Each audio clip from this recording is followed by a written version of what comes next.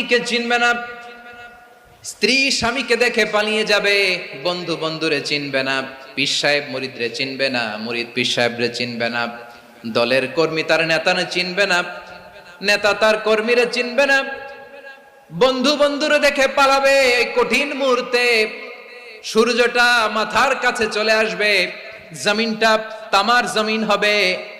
আজকের জমিনের মতো নয়, মানুষ ঘর্মাক্ত, ক্লান্ত, শ্রান্ত মাথার মগজগুলো কানের ছিদ্র আর নাকের ছিদ্র দিয়ে বেয়ে বেয়ে পড়বে। বিশ্বনবী ফরমান, ময়দানে 7 শ্রেণীর ব্যক্তিকে রব্বুল আলামিন তার আরশের নিচে ছায়া দিবেন। তার মধ্যে প্রথম শ্রেণীর ব্যক্তি হলো ইমামুন আদিল। ইমামুন আদিল, ন্যায়পরায়ণ শাসক, যে ইনসাফের সাথে বিচার করে, যে জাস্টিস সমাজে সার্ভ করে, যে সুশাসন নিশ্চিত করে, ওই